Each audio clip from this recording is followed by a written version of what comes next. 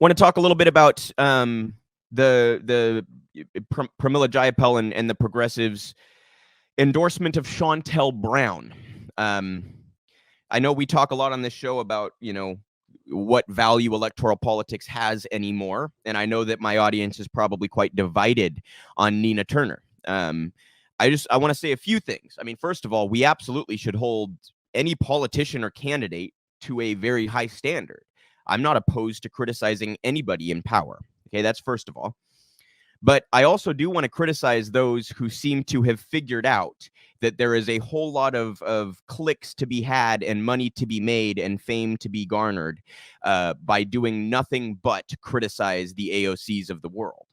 And I think both positions are outrageous. I think the AOC sycophants who cry foul at any criticism of AOC are outrageous, and I think the same of people who do that of Nina Turner too. I also think the people who've made their entire political position here that they're anti any elected official and any candidate. I think you're kind of you're throwing the baby out with the bathwater. I think that's equally ridiculous and absurd.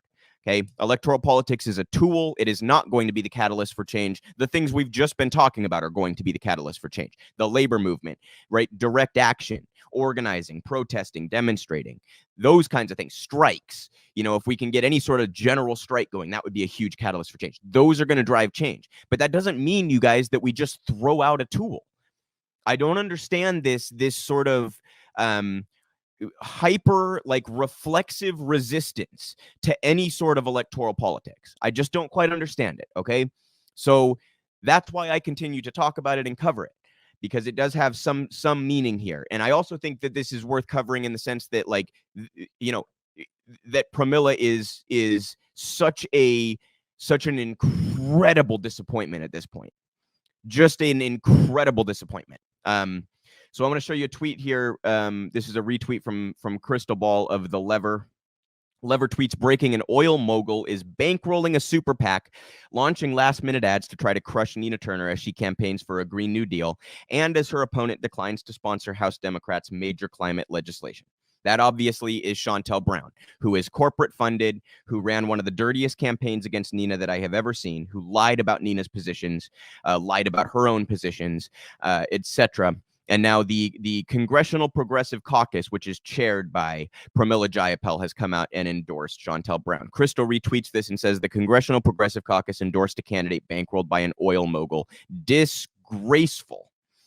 And that's exactly correct. It's exactly correct. If you can't tell a difference between Shontel Brown and Nina Turner, I think you need to open your eyes up. Again, I'm not saying Nina's perfect, you guys, and I think that when we need to criticize her, we should. I'm not like hypersensitive to that. I'm not. I don't care. But if you can't tell a difference between those two, I don't know what to tell you. I'm not telling you to spend your money on Nina. I'm not telling you got to go out of your way to support her if you're just kind of done and disenfranchised with electoral politics. I get it. I really get it, you guys. But for the Congressional Progressive Caucus, who was sent to Congress to fight for progressive policies like what Nina Turner has in her platform, for them to turn on her and betray her, for them to endorse a corporate-friendly, corrupt hack like Shontel Brown, and such an obvious one, is egregious and, as Krystal said, disgraceful. Shame on Pramila Jayapal and the Congressional Progressive Caucus for this one. They have completely gone full mask off. They are not there to fight for progressive policies. And that is made all too obvious here. And I don't understand, by the way, guys, are they naive and stupid enough to think that this endorsement is going to buy them favor with the establishment? Are they really that naive? Do they really think, after fighting against Manchin and Sinema and Biden for all of this time, do they really honestly think that this is somehow going to buy them favor with Democratic leadership? Does Pramila Jayapal really think that she's going to be given a leadership position here? Do you all remember how that went with AOC when she basically capitulated to Pelosi and folded on Force the Vote because she thought she was going to get some committee positions? Do you all remember how that went? Not only did AOC not get any committee positions, they removed Rashida Tlaib and I think one other from their committee positions. So when you capitulate to the Democratic leadership, they punch you in the face again. And then these progressives keep saying, yes, thank you, I'll have another. It's outrageous.